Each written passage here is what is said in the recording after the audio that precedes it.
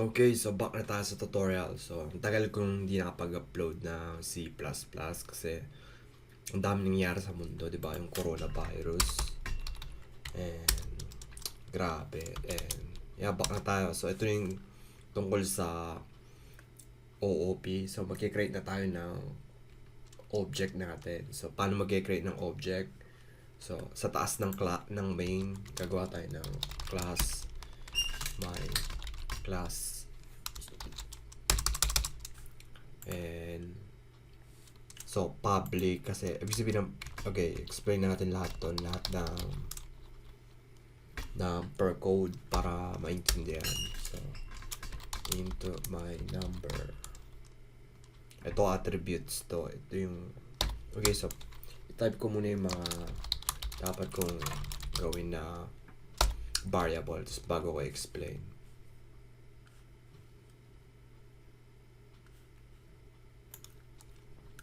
Okay, itong sa ano na to, ito yung class. So,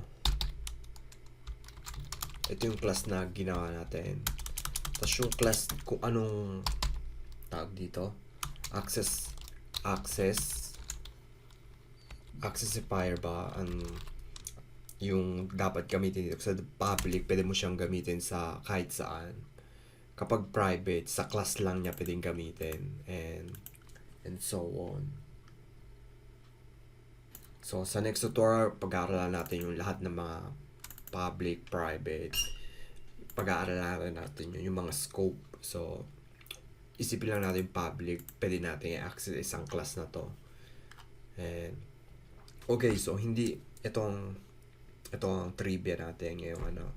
So, yung C++, hindi siya 100% na object-oriented programming language. I-search nyo yan, so lalabas yan. Ang 100% na object programming language ay Java or C#.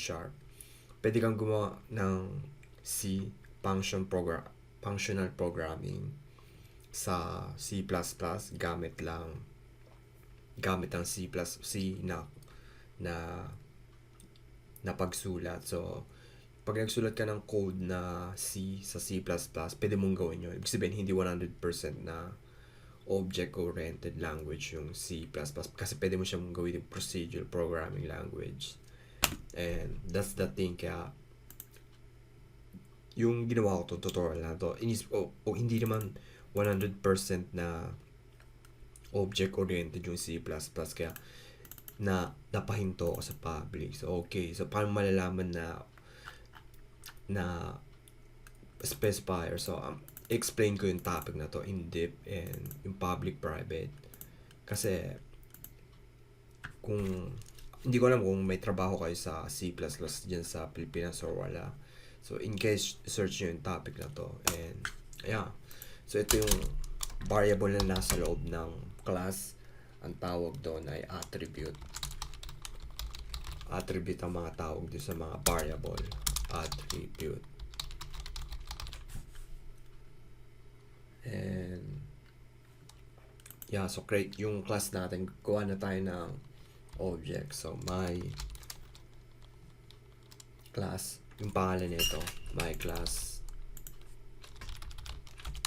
Okay, my class is so let's say object 1 and semicolon.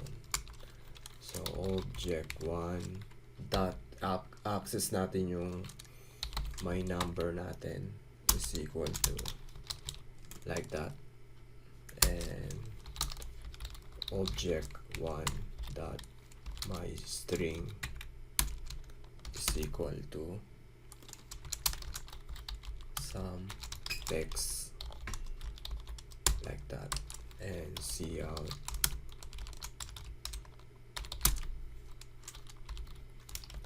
object 1 dot my number.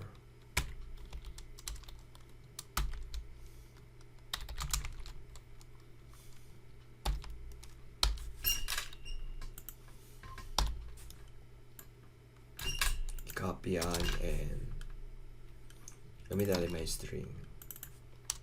So ito yung public. Grabe, tagal na ng ang ano na. So i-wrap up ko na lahat. So mahaba na yung video.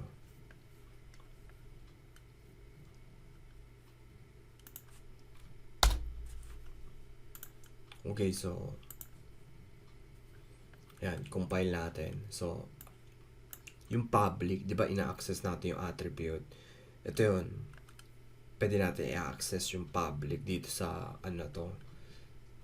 Kaya na-access natin. And, ayan. So, sa next tutorial natin, multiple objects natin, ang pag-aaral natin. So, ito lang yung natin.